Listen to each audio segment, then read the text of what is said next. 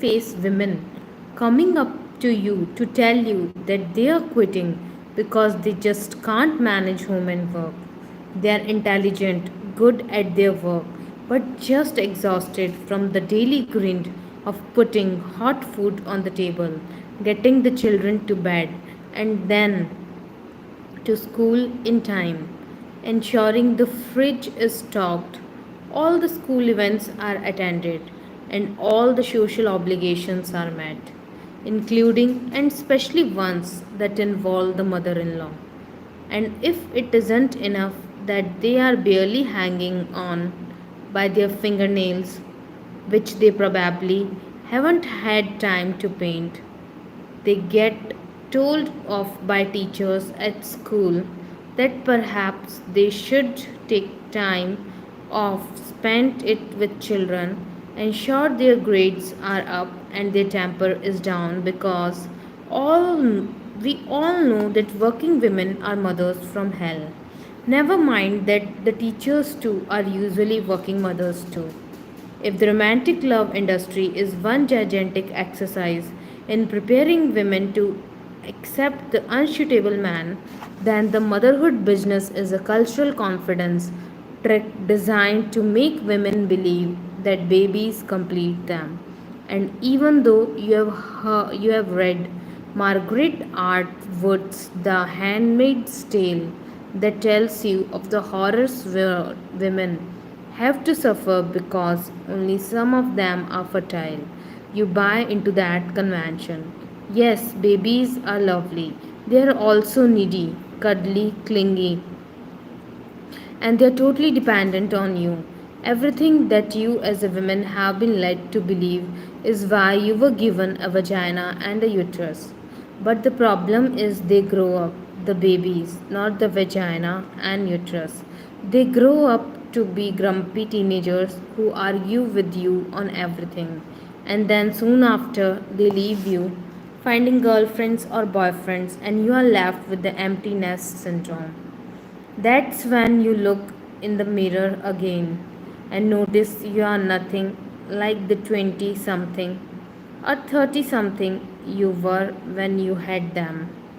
And that's when the loneliness hits you.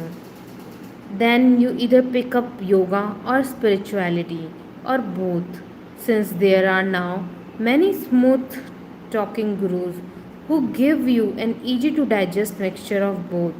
In the case of Baba Ramdev, he gives you actual portions to imbibe and digest. You can always congratulate yourself on a job well done with your children, especially if they tick all the boxes of culturally accepted standards of success.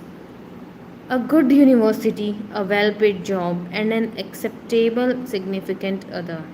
But that's not always possible, and even if it is, mothers, please stop living viciously through your children. It's suffocating for the children and unworkable as a long term strategy. Given that life expectancy has risen, even in India, from 65.88 years in 2006 to 70.17 years in 2016. We are all living longer, so we better find something that drives us other than motherhood. Nothing irritates me more than men and women who make a virtue out of the women not working. There was a colleague in particular who would set my teeth on edge by boasting that many women he knew in his class at the Indian Institute of Management only one ended up working. The rest, he said proudly, chose to be wives and mothers first. Right, which means those of us who also choose to work are less so. But the news from the work front is also not good. For the first time in India's recent history, there is a decline in the female labor participation rate as well as a shrinking of the total number of women in the workforce.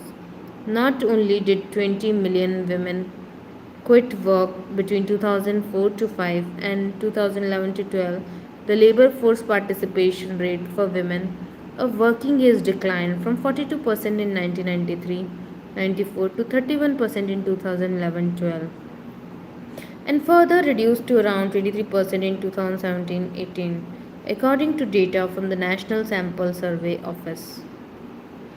The added reality of the first principle of working motherhood does not help working women.